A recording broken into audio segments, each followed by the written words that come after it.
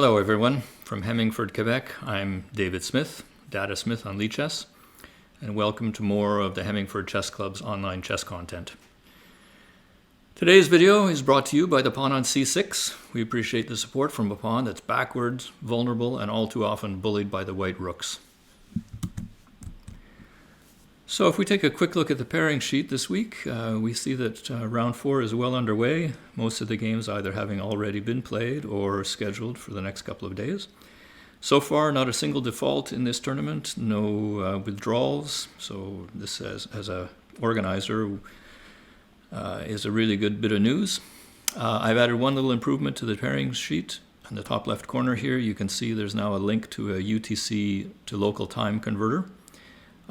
Useful tool when you're trying to negotiate a time for a game with an opponent somewhere else in the world. It leads to this website, in fact, where you enter your time, your city, your time zone, and that of your opponent, and the conversion is instantly made to UTC. You just grab one of these sliders, and you can see right away that if I want to play my game at 3 p.m. in the afternoon, for instance, that's going to translate to midnight 30 in Mumbai and 7 p.m. UTC. Okay, so now for a little bit of chess content. I did promise to interview a couple of you over the next few weeks, but I have been so busy at work the last little while that it has just not been possible. That and coming up against some technical challenges with poor Dark Tiger last week, in which I did do an interview and managed to have to throw it all away. So my apologies.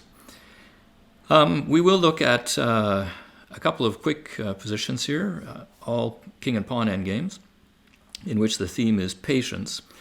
In the comments to this particular game, E3 Engineer and I were watching the game, and Paul repeated the classic advice about endgames: do not hurry, and this really applies here. So essentially, we've just traded down all the pieces. Black and white are heading for, well, they're in a king and pawn endgame. But black is going to quickly run out of pawn moves, and this is what happens, in fact. White plays b3, and there's not a single pawn move for black that works. Black can play the least worst of the pawn moves is to advance his a pawn, which white promptly takes. And now black is obliged to move his king somewhere. And once he does so, that allows the white king, of course, the possibility of infiltrating this way and picking off all the black pawns, which should quickly win the game for black. In fact, he doesn't need to take them all. All he needs to do is get rid of one, this b pawn here. And that would allow the white a pawn to queen. So that's the basic plan for white rather. But white needs to be patient. White definitely needs to be patient, because what happens here is that white begins down this road and then becomes so committed that he's not aware of other things going on in the game. Black is, of course, going to take advantage of the potential opening. Black would like to come, naturally enough, here, and capture these pawns. Or, alternatively, black is going to go and collect the d pawn here.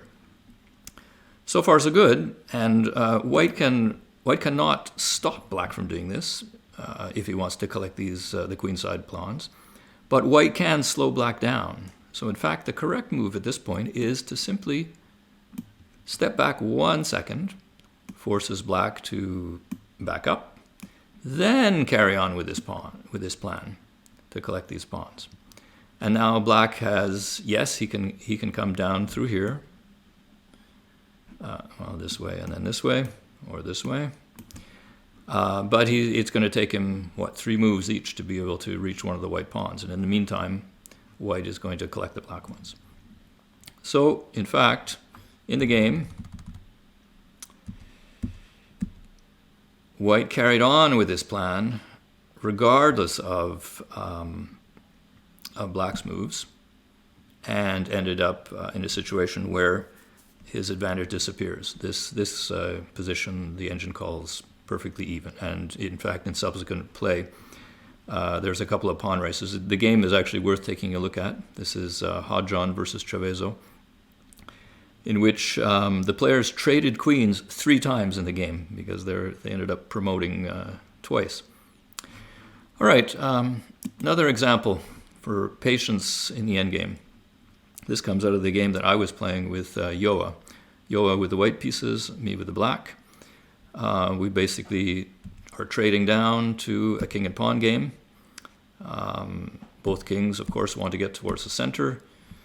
Black obtains the opposition, and now it's a question of who runs out of pawn moves first. So Yoa plays a pawn move.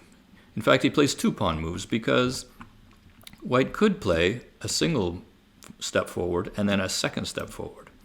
So these are what they call reserve tempi in endgame theory. So white has essentially used 2 of them by playing the move f4. So black continues. There's a trade on f5. Now on the king side, there's only 1 pawn move left.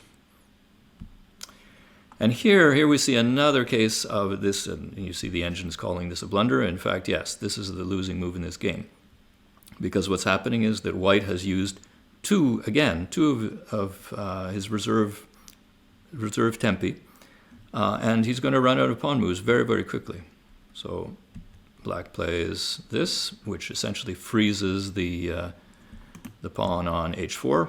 He can't move forward anymore without being lost. Next move, white using 2 reserve tempi.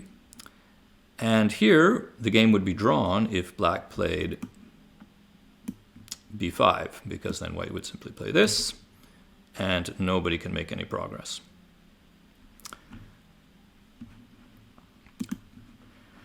In fact, in the game, the black's correct move is b6, which is forcing now white either to back up with his king or to advance one of his pawns.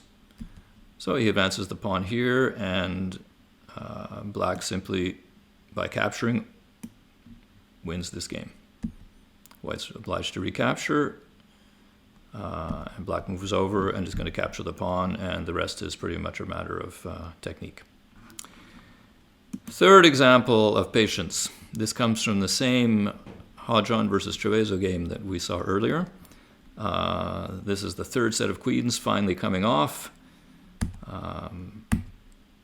And now we have a pure king and pawn game, and the race is to see if black can clean up white's pawns in the corner, rather down on g2 and h3, and then queen. So we see it's just a simple question of counting. Now the key position. White needs to be patient. White's afraid of two pawns that might become queens, and so he's desperate to get rid of them, and tries. But in fact, he has nothing really to fear. The way to win this, or the way to keep the draw, is to simply play this, to be very patient.